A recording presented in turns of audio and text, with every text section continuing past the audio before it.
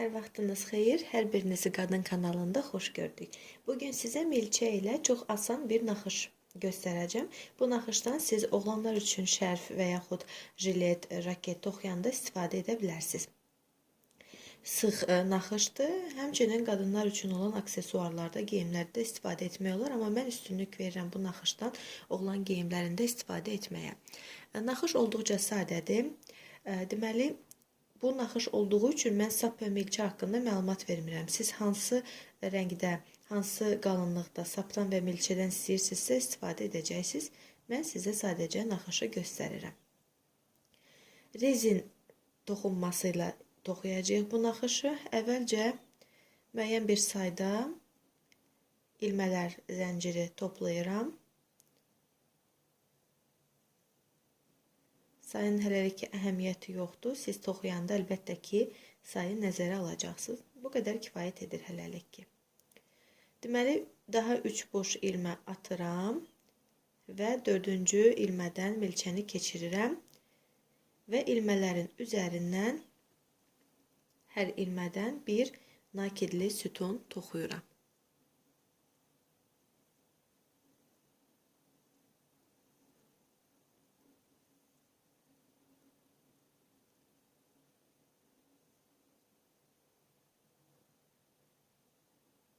Sona qədər bu qaydada gedirəm. Eynilə rezində olduğu kimi.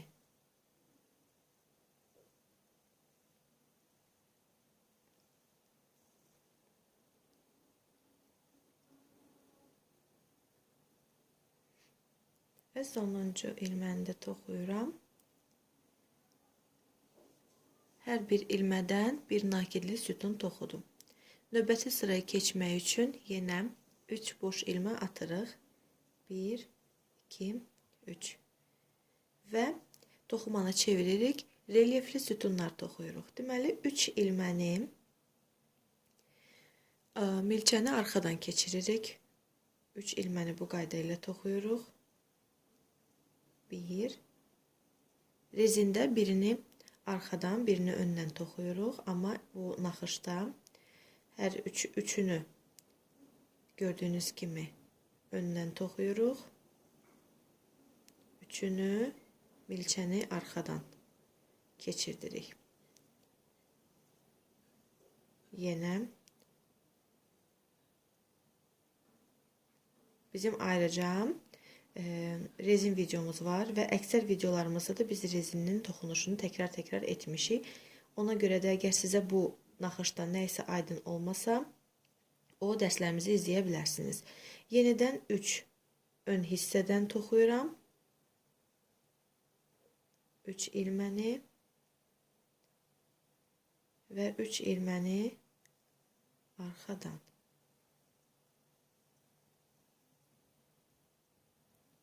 Əgər həmin videolarımızı tapa bilməsəz, onda bizə rəy yazın. Rəylərdə biz sizə videoların, lazım olan videoların linklərini yerləşdirərik. Və yenə 3 öndən. Bunun sayını 4-də edə bilərsiniz. 3-dən aşağı etməyiniz məsləhət deyil. O zaman sizdə naxışın forması dəyişəcək artıq. Nə qədər çox ilmə götürsəz, naxış bir o qədər sizdə kobud alınacaq. Kobud, yəni kişi geyimləri üçün nəzərdə tuturam. Kişi geyimlərinə daha uyğundur kobudluq. Əlbəttə ki, naxışlar, kobud naxışlar. 3-dən aşağı götürsəz isə artıq naxış kimi bilinməyəcək, rezin kimi görünəcək. Ona görə də məsləhət görürəm ki, minimal say 3 götürəsiz. Yenə 3 ilməni arxadan toxuyuram, 3 ilməni öndən.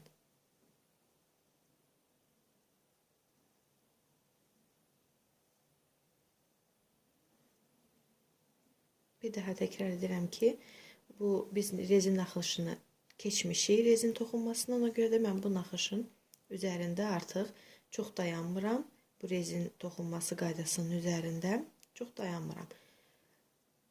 Sadəcə naxışı sizə izah edirəm. Üçün də arxadan yenə toxuyuruq. Yenə 3 öndən.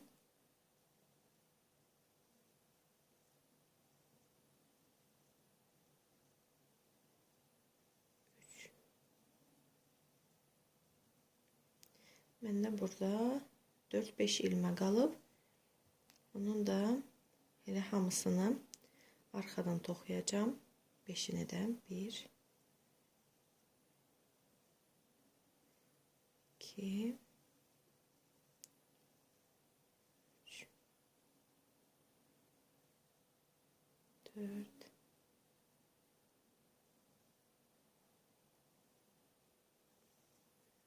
5-ci sütunu da adi sütun kimi toxuyuram 5-ci ilməni.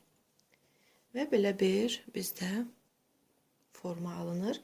Növbəti sıraya keçmək üçün 3 boş ilmə atıram və rezində biz tərs ilmələrin üzərindən tərs toxuyurduq, düz ilmələrin üzərindən düz. Burada isə əksinə olacaq. Deməli, gördüyünüz kimi bu düz ilmədir. Bunun üzərindən tərs toxuyacağam. Yəni bu qaydada toxuyacağam. 1 Burada 4 ilmədir. 4'ünü bu qaydada toxuyuram. Düz ilmələrdə tərs toxuyuram. Və tərs ilmələri düz toxuyuram.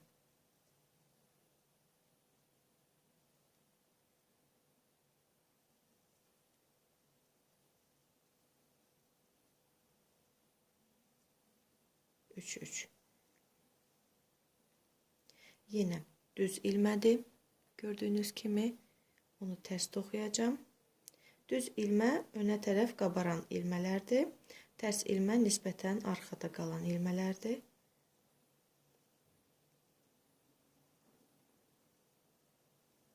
Deməli, indi tərs ilmədir. Gördüyünüz kimi arxadadır. Onu düz toxuyacağım, önə gətirəcəm.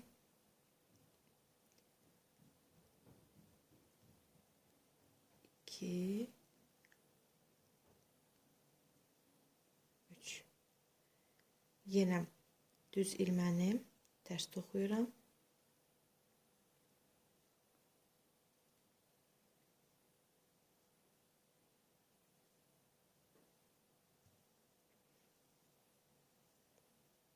Və tərs ilməni düz toxuyuram.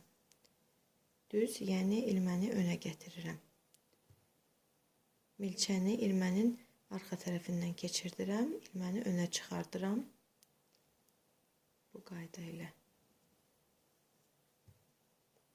Və sıranı bu qayda ilə tamamlayacağıq. Tərs ilmələrin üzərindən düz, düz ilmələrin üzərindən tərs toxuyacağıq.